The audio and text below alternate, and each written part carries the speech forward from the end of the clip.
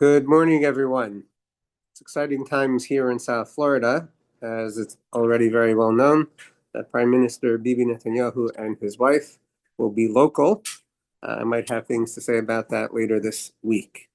Today, we are here to discuss Parshas VaY'chi, which is the conclusion of Sefer Bereshis. Parshas VaY'chi, the title for today's shiur, and it is the last day of the secular year. Limitless, synergy, and living. This month, the month of Teves, is sponsored in honor of our father and grandfather, Idal Sayevici, on his 60th birthday, Mazal Tov. Obviously, this is by his loving children, daughter Debbie, and the rest of the children. We are grateful to mark this milestone, and may he be blessed with many more. All his children and grandchildren wish him a year filled with continued spiritual growth, happiness, light, and good health. This week's class is dedicated for Refu'ah for Perel, Sasha, bas Meril, Rivka, Yehoshua ben Faiga, Chaya, Shlomo ben Baila, and Moshe ben Simcha. So this title of Limitless Synergy and Living comes in part from the fact that we are taught in a rather explicit way this Parsha about the fact of a utopian future, the end of days, that is the Messianic era. This is the first time that this really appears in the Torah, and it cannot be a coincidence that somehow this description is in the middle of the blessings of Yaakov to his children and grandchildren. And so we're going to be discussing today in depth the concept of the blessing that we find here specifically for Yosef and Ephraim and Menashe. So first, the background. The Torah opens with the fact that Yaakov is 147 years of age. Yaakov dies at age 147. Yaakov calls Yosef and adjures him, makes him swear that he will in fact make sure that Yosef will make certain to bury Yaakov in Eretz Yisrael. That is the opening paragraph of the Parsha, and that's its own topic. Immediately after it says, and it was after these things. And then we have this long section in the Torah, it's its own chapter, essentially, and it is 22 sentences long, and it details the fact that Yosef, when he hears that his father is sick, Yosef brings his sons, Ephraim and Menashe, and Yaakov does the famous blessings of Ephraim and Menashe. Interestingly, the Torah really seems to call that blessing Yosef before it says that he's blessing Ephraim and Menashe. We'll talk a little bit about that as well. And then the Torah concludes with the fact that not only does Yaakov give these special blessings to Yosef, to Ephraim and Menashe, and make them tribes, he also gives the city of Shechem, at least according to many interpretations, he gives the city of Shechem as a specific inheritance to Yosef. And he says, and this is the conclusion of the chapter, that I'm entitled to give this portion because I fought for it with my bow and with my sword. Now, there's many fascinating parts of the story that we're going to go into now. But here's an interesting overview question that I've never really heard asked, and then we'll ask an additional, much broader overview question. I pointed out that the Torah talks about the fact that Yaakov at the opening is 147 years old, and he has Yosef swear to him that Yosef will bury him not in Egypt, but in Eretz Yisrael. And it says, after these things. Now, the word in the Torah for after that we find is either achar or acharei. And Rashi tells us in Parshas Lech Lecha that whenever the Torah says the word acharei, it means that there's a good distance between the two topics. So if it says it was after these things, that means these things are actually far apart from each other. Whereas when the Torah says achar, it's next to one another. Over here, the Torah uses the word acharei, even though it's really very close to what happened just before. Yaakov is already knowing that he's going to die, and he asks his son Yosef to bury him. Then when he feels even closer to death, and he gets sick, Yosef comes to visit him with Ephraim and Menashe, and the Torah is dividing these two and saying it was really far apart. Why is it far apart? It's actually very close. He was 147. He continues to be 147. I don't know if it was a few weeks, days, months, but it wasn't more than a year for sure. And in other places in the Torah, when this word is used, it's very often describing things that are much, much further apart and years apart. So that's question number one. Why does the Torah use the word acharei?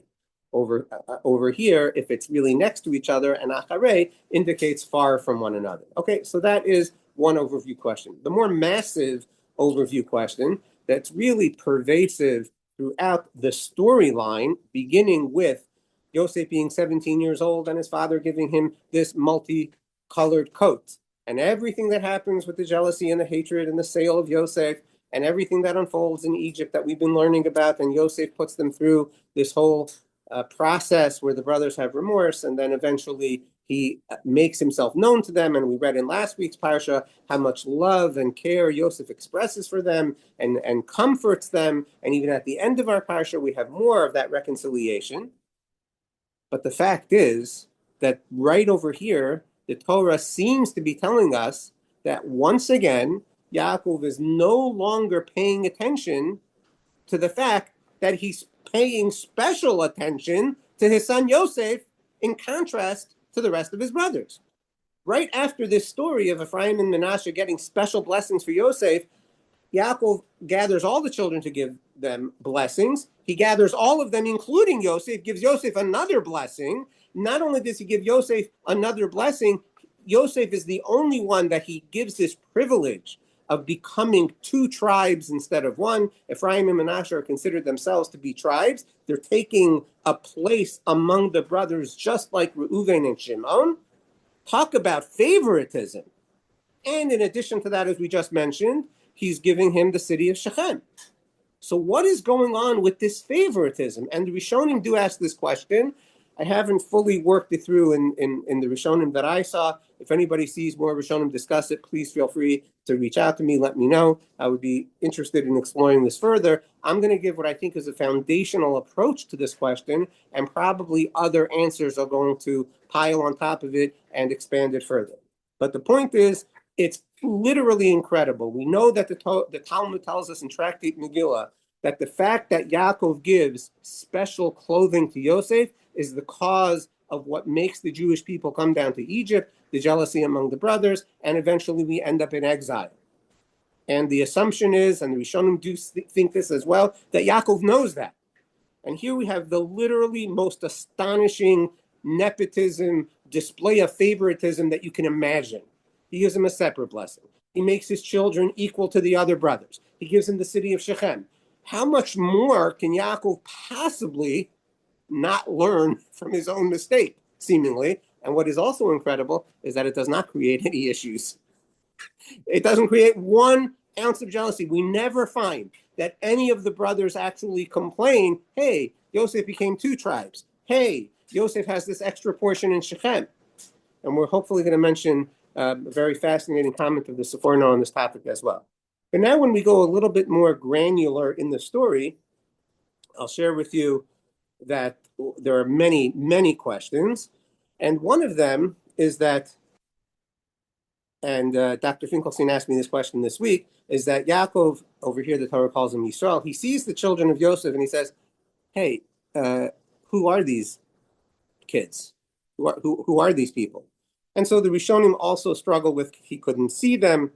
And the obvious question, and the Medrash holds this way, and even asks this question as well, and the Rishonim, Yaakov has been studying with Ephraim and Manasseh for 17 years. Ephraim and Manasseh are approximately 7 or 8 years old when Yaakov comes down to Mitzrayim, because they're born, before the 7 years of famine. So it's either 2 years or 7 years. It all depends on how you hold how long the famine was at this point. Right, so now they are somewhere between the ages of 19 or 25, it would seem. And he's saying to Yosef, who are these people? Right, that's just mind-blowing. So Rashi learns, and again, other Rishonim also have questions. According to Sforno, he couldn't actually detect who they were. He had a problem seeing them. But Rashi says, and the Medrash says this as well, that the divine spirit departed from Yaakov. he wanted to bless them. In fact, just prior to this sentence, he says, look, Ephraim and Manasseh are going to be like Reuven and Shimon to me.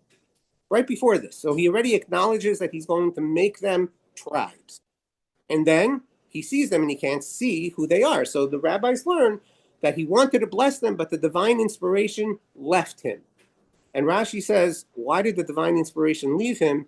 Because in the future, from Ephraim and Manasseh, there would come wicked people. Now, for those of you who study Rashi and other commentaries in depth, I will point out that the Medrash says that descendants that Yaakov foresaw were actually from Ephraim, and they were Yeravam ben Nevat and Achav ben Amri, both of them who were major idolaters among the Jewish people. Yeravam set up 2 golden calves and prevented the Jews from going to Jerusalem and acknowledging the temple in Jerusalem as the seat of the real kingdom where King Shlomo had his throne and the descendants, Rechavam, had his throne, in other words, from King David's lineage. Yeravam prevented that by setting up golden calves and forbidding people to go do service in the Holy Temple on the holidays. So that's one wicked descendant to come from Ephraim. Another one is Achav ben Amri, who was also a major idolater. His famous wife is Izabel, and he also was a major idolater, his wife maybe even more so, and they were major promoters of the Baal, the idol Baal among the Jewish people. So because Yaakov had this loss of divine inspiration, the rabbis say it was because of the wicked descendants that came from him, and he's saying what's going on with this. Now Rashi even goes further and says, where did these children come from, is what Yaakov is asking to Yosef. And Yosef says, no, they're legitimate children, and I have here their document of engagement and the marriage kisuba, the responsibilities that I undertook when I married Asnas, who was given to him by the Pharaoh. So they're good children. I did a real marriage. I took real responsibility for this marriage. They're good children. And according to the Midrash and Rashi, Yosef davens, the divine inspiration returns to Yaakov, and ultimately he's able to give the blessings, and he puts Ephraim in front of Manasseh. So this is all very interesting, and this is one way to explain the sentences. There are other ways as well. We're going to do our best to explain it both generically and according to this Rashi as well. What happens after that is that Yosef brings his children close to Yaakov from within his knees. So that means Yosef has Ephraim and Manasseh like inside his knees, okay? And he approaches Yaakov, his father, with them, and Yosef makes sure to put Ephraim on the left side of Yisrael and Manasseh on the right side of Yisrael, thinking that Ephraim is going to get the firstborn blessing, because he is Yosef's firstborn.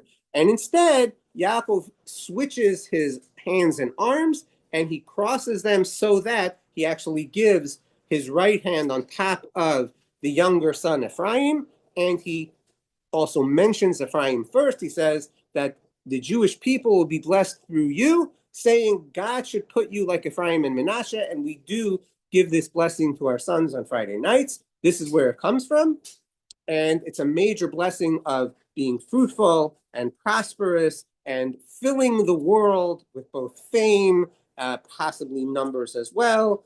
And the Torah goes out of its way to say, and he put Ephraim before Manasseh, which seems rather obvious given the fact that it says that he said Ephraim before Manasseh. So we have to ask ourselves, why? Why is this so important? Why is this a blessing for Yosef when it's really seemingly a blessing for Ephraim and Manasseh? As I mentioned, the Torah calls it a blessing of Yosef. And it's also interesting that Yosef allows Yaakov to say a few sentences before he tries to move his father's hands. And his father says, no, I know what I'm doing. I know who the older one is. I know who the younger one is. I know what I'm doing. And his father basically refuses to do as Yosef requested, and he blesses them with his hands crossed. That's the story. So what I would like to do is propose a following theory that will hopefully really shed light on so much of what the Torah has taught us until this point. And this is really a very, very fitting way to conclude Sefer Bereshis, which is this week's Parsha, the end of the Genesis story. The Talmud tells us that Hashem built the world on chesed, or with chesed, with kindness. Because the truth is, Hashem could have made many first men and many first women. Hashem could have created many couples from which more children would be born. But instead, Hashem only made one couple, and that one couple has Cain and Hevel. According to the rabbis, they also had twin sisters, 3 altogether, 1 for Cain and 2 for Hevel. And it's also probably the beginning of the jealousy of Cain about Hevel, at least according to the Midrash. And we know Cain ends up killing Hevel. So the Talmud asks, why is it that Hashem did not make more couples? Why only make one man and one woman? So the Talmud says that this was an act of kindness to the Jewish people. To the world, not to the Jewish people, to the entire world. This was an act of kindness. Why? Because we know that people tend to feel competitive, and in being competitive, one line of children might claim that their ancestors were the greatest. Their father and mother, they way superseded somebody else's father and mother. So if we had multiple couples, then it would be possible to claim superiority because not all human beings stem from the same mother and father. This is a Mishnah in Tractate Sanhedrin. And the Talmud says, nonetheless, even though this is a great kindness for the world because it allows the world to not be supremacists, racists, and authoritarian, which we're going to talk much more about on Friday, it would allow the world to recognize their common ground and their same roots. Nonetheless, as we see, people still degenerated into stealing and robbing and hating and murdering and wars, etc., etc. So even with this great kindness that Hashem did the Jewish people, the world, by allowing everybody to come from one father and mother, which actually necessitated brothers and sisters marrying one another until more children were born, which is a great kindness that God did, in order to make unity in the world, it obviously hasn't worked out the best way that it could have, but how much worse it would have been had there been different couples. That's what the Talmud says. And then, of course, we look at the stories in Sefer Bereshis. We have Cain and Hevel. That's a major problem. You want to call it sibling rivalry, jealousy, or, even worse because it led to murder.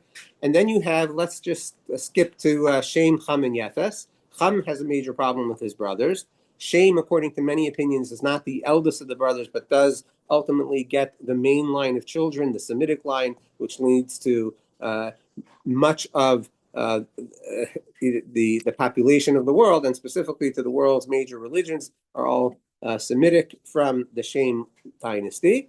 And that's an interesting challenge. And then, of course, we have Abraham and his brothers, and that also there's a major divide among them. And then, of course, we have Yitzchak and Ishmael. That's a major problem. And then you have Yaakov and Esav. That's a major problem. And then you have the children of Yaakov and the story of Yosef and selling him down to Egypt. That's a major problem.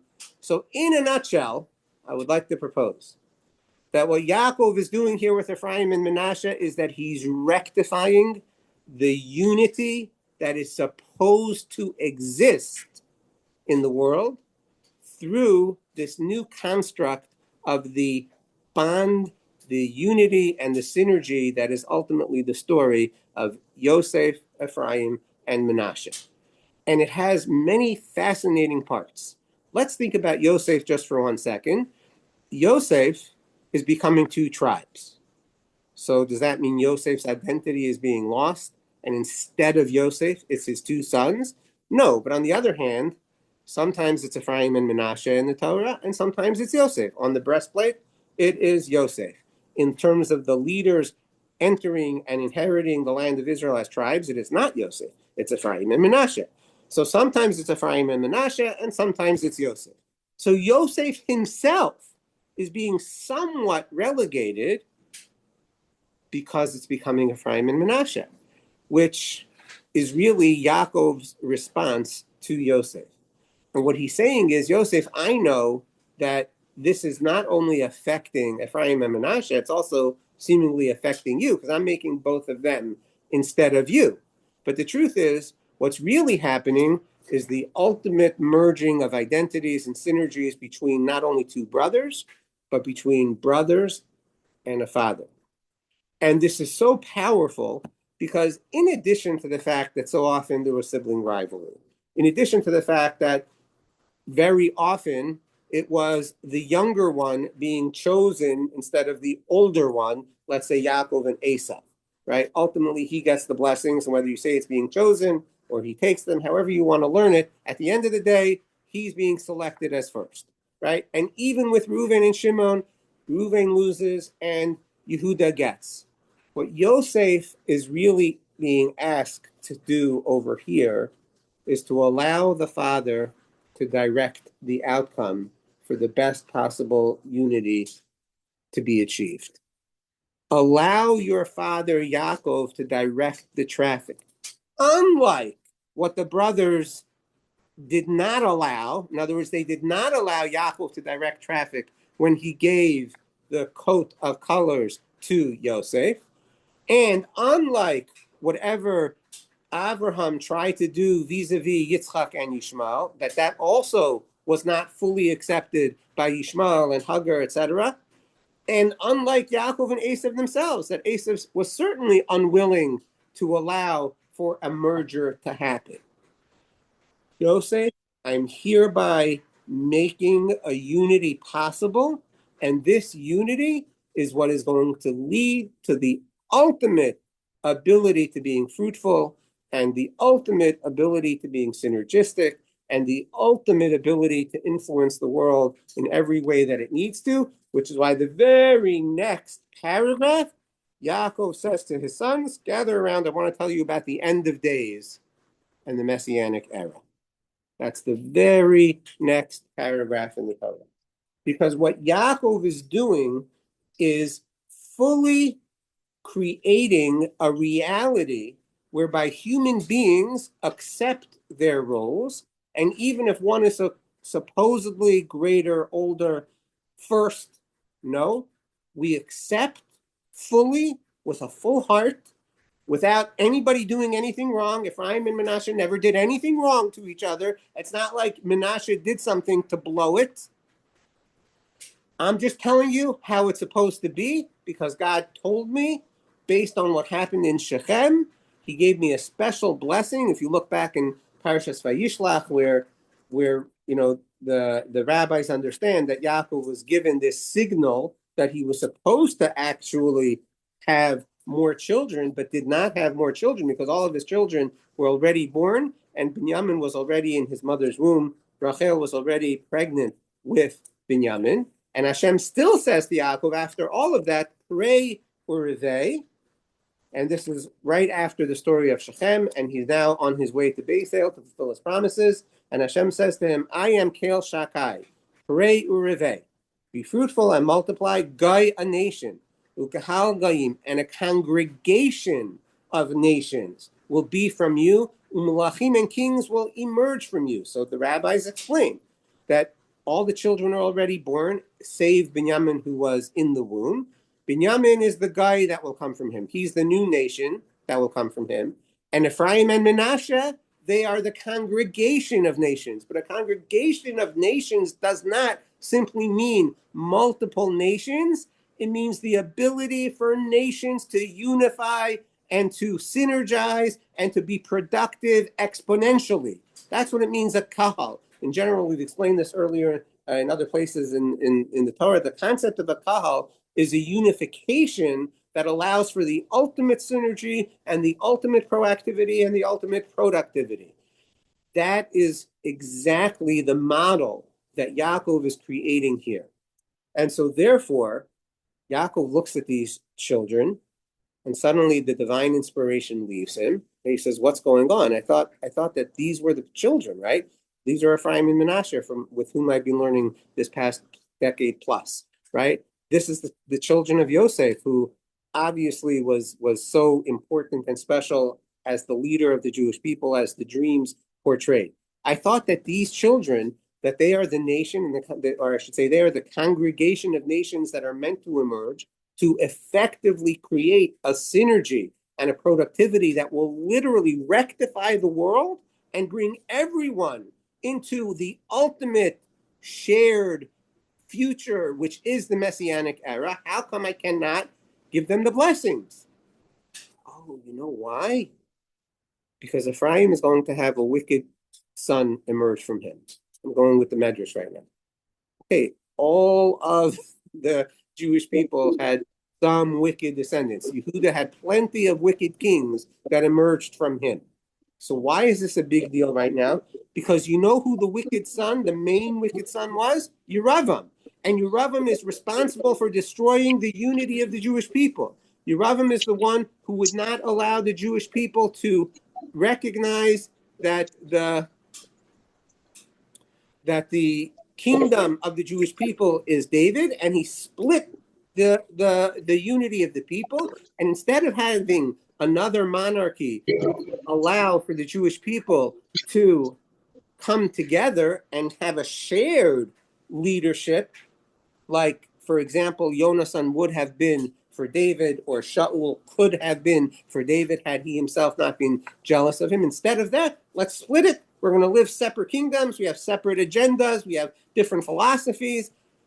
And that was ultimately the opposite of what Yaakov is trying to accomplish here. Is literally the opposite. The unity and the synergy that Yaakov is trying to create from Ephraim and Menashe are going to come children that are going to uproot that. Because even from Menashe came another son. I mentioned before two from Ephraim. The other one is Yehu, who is from Menashe. Yehu did rectify some of the idolatry, and he did kill many of the wicked people, but he still held on to the two golden calves that separated the kingdom, especially as he became king. He's a very interesting character in Navi, and it's worth exploring him further. But the bottom line is that the reason that the divine inspiration leaves Yaakov is because the harmony and the synergy that he's trying to evoke from within Ephraim and Menashe, that's itself being uprooted by the descendants of Ephraim and Menashe. And Yosef needed to pray, and it needed to be somehow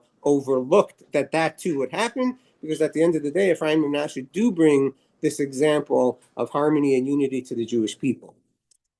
And so therefore, he was able ultimately to give the blessings, and therefore the blessing to Yosef is a blessing not only that Yosef is going to have an extra tribe, so to speak, instead of one, he's two, but it's a blessing also that the father Yosef and the children, Ephraim and Menashe, they too synchronize and harmonize and create more productivity. And guess how the Torah ends this week's Parsha? It's like astonishing until you realize what's happening. The Torah finishes with the story of Yaakov and his burial in Eretz Yisrael. Yosef and his brothers come back. They have this discussion about they're afraid that Yosef might harm them. And again, Yosef comforts them. And the Torah says Yosef dwelled in Egypt, he and his father's household, and Yosef lived 110 years. And Yosef, this is chapter 50, sentence 23, Yosef saw to Ephraim a third generation, Bnei Shileshim.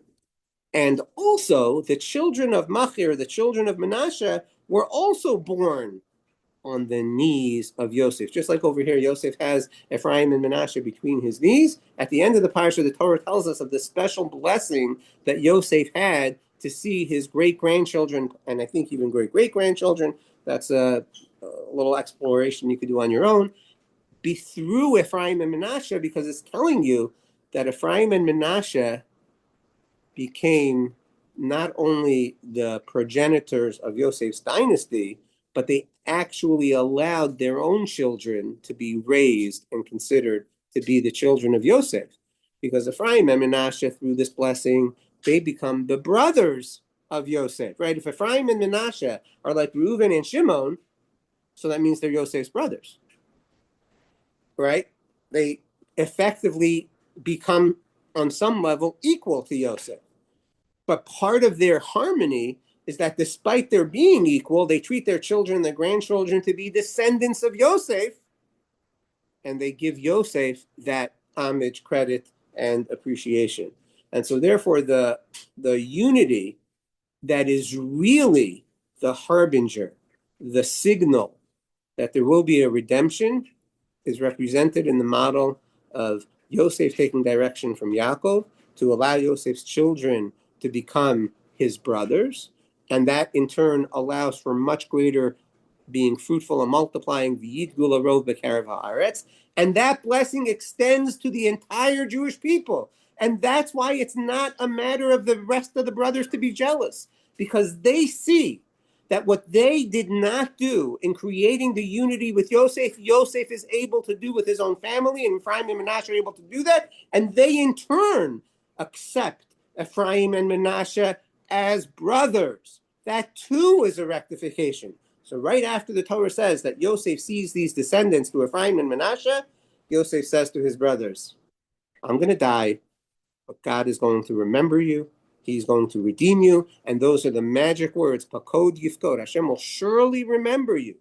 Because if this is the unity and the synergy that we can achieve, we're going to get to the ultimate redemption, both here from Egypt and in the future, in the time of Mashiach, as Yaakov starts to explain before he cannot actually reveal it to them, because it is this powerful unity that is the way to synergize the entire world to getting to that ultimate shared future where there's no jealousy and there's no competition and there are no problems anymore and there's no authoritarianism. As I mentioned, I'm going to talk a lot more about this on Friday. If you could please join us for that. And therefore, if you want to get to endless synergy and endless living, we need to accept our roles. Doesn't matter who's older, doesn't matter who's younger. It doesn't matter if I was placed first or second, if my children are equal to me. Doesn't matter if I learn the lesson on my own or if I take the direction from my father. At the end of the day, what has to be accomplished is that we recognize the fact that mankind is one entity and that we live that reality in our lives. Not some philosophy that we have, but that we actually are fully integrating that and we're comfortable with it, no matter what the outcomes are.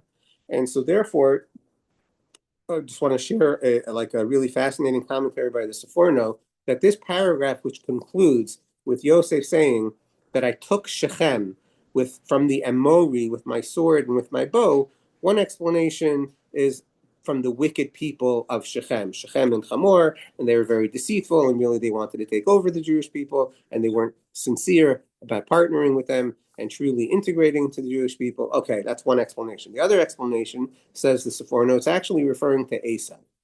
And what the Seforno is saying is that if the brothers would, God forbid, think that if Yosef gets Shechem, he's somehow not really doing right by the brothers because he is playing with the inheritance of the land of Israel, the answer is, this is what the Seforno says, guys, if I hadn't done what I did with Esav and made sure to get the birthright, the blessings, etc., so none of you would have much of a portion at all, right? Because the whole land of Israel wouldn't be just ours. And so therefore, the fact that I was able to do what I needed to do with Esav, despite his shortcomings, the fact that I was able to do that entitles me to give whatever portions I want. And so therefore, I give Shechem to Yosef. But you know why? Because in the story of Shechem, the brothers did not treat their father like their father. They did not ask for advice. And what ended up happening is that their sister was defiled, and the brothers did not consult with Yaakov. They did stand up with Dinah, but it was in Shechem that they decided to do away with Yosef. Even though there's question if that was in Shechem or Dosan, the rabbis learned that it was really in Shechem, and that Yosef was really, so to speak, stolen, kidnapped in Shechem. That's the way the rabbis learn. And so therefore he's giving Shechem back to Yosef, not because he just wants to give him an extra portion, but because he's saying your unity, the Jewish people's unity, depends on Yosef and Ephraim and Manasseh. They are the ones that truly understand how to unify the Jewish people. And the blessing of the unity of the Jewish people comes through Yosef and Ephraim and Manasseh. That's what Yaakov is saying. And the rest of the brothers ultimately accepted this fact. And so therefore, Yaakov is saying, even though I wasn't able to unify with Esav, I'm going to determine to make sure that all of you will truly unify. And the way that I'm going to do that is by making sure that you all understand the critical, crucial role that Yosef and Ephraim and Manasseh need to play among the Jewish people. So the conclusion of Sefer Bereshis is to undo all this jealousy and all this sibling hatred that we see until this point, with ultimately all the brothers accepting the direction of Yaakov, and that this really leads to the ultimate being fruitful and multiply. So this is not only a blessing for Ephraim and Manasseh, but it's really a blessing for all the Jewish people and the way that they are going to affect the entire world, which is why we say that blessing to our children on Friday nights. So as I mentioned, we'll do more to elaborate on this on Friday. If you can join us at 1 o'clock, that would be great. If not, there will be recordings posted to the WhatsApp chats. Any questions or comments? Bye, Kiva. Bye, everybody. See you Have a great next day. week. Yeah.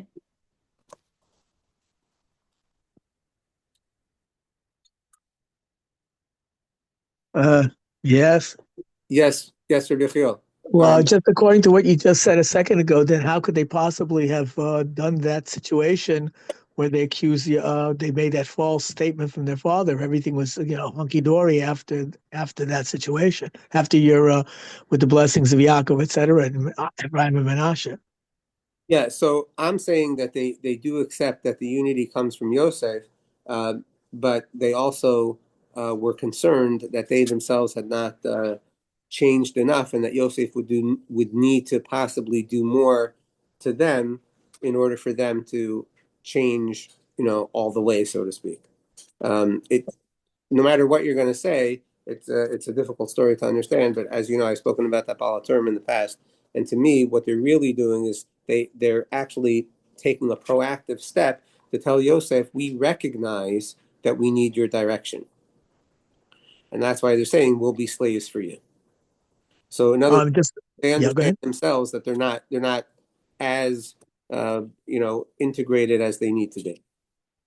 The other point I just wanted to make, a very interesting point, which is kind of not totally off Chazal, but I was listening to some explanations, and it answers many of your questions that you asked, because the problem with the second story, when he brings his children in, if you're saying they're in their 20s, etc., the description of how he brings them between his knees, it just doesn't make any sense if you have grown up two adult people that right. You could bring them between the knees. So, and also your achare would be is to answer that question. So I don't know who it is, but it's more modern, contemporary. I don't know what to call them, but they wanted to say that chapter actually happened before the one before.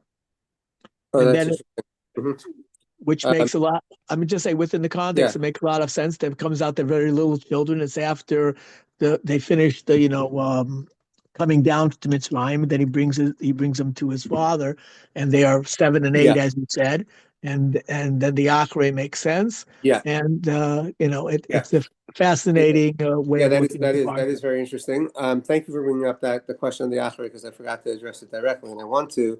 And also the point about between the knees. I would like to suggest that Yosef does know that he's bringing Ephraim and Manasseh to give them special consideration because of the important role that they could play, and that his real contention is, that Ephraim should be before Manasseh. And the answer is no. That's all part of the new unity that needs to be created. In other words, not only that Ephraim and Manasseh need to be considered tribes, but that Ephraim needs to be able to go before Manasseh, and Manasseh needs to accept that. And so that the idea from between his knees is kind of like the idea of raising children, and he's giving that over to Yaakov to allow Yaakov to be the one to have them between his knees. And in fact, some people actually learn that that Birkav is actually the knees of Yaakov. That's just another interesting point. And the reason that it's Acharei, meaning that it's far away, is because the first thing, I'm not saying your answer is that it's a different order, but my point is that one thing is that he has to take care of his father to be buried outside of Eretz Yisrael, outside of Mitzrayim and in Eretz Yisrael. But that's unrelated to this whole idea, and it has nothing to do with the fact that he's doing that he's giving Ephraim and Manasseh blessings. Like a person could think, okay, he did that, so he's getting special favors. No, the answer is it's a completely separate story. The timeline, how long it was, makes no difference. The Torah is going out of its way to say that what Yosef did for his father, Yosef as the ruler of Egypt did for his father, he did that on behalf of all the brothers. And that has no favoritism for Yosef whatsoever. And what's happening after is a completely distinct story, so that it's separated. The Torah is separating it not only with psucha, but to tell you don't think it's even correlated in concept, because this is really about the synergy of the Jewish people through Yosef and Ephraim and Menashe. Rashi says it. Ariel, if you look it up at the Bris Ben Absarim Parshas Lech Lecha, that's where Rashi says it. Joseph, did you have No. For what Yechiel said specifically, that there's not in general, okay, but this one. No. I was talking about in general. Yeah. Joseph, did you want to say something? Okay. Have a great day, everyone.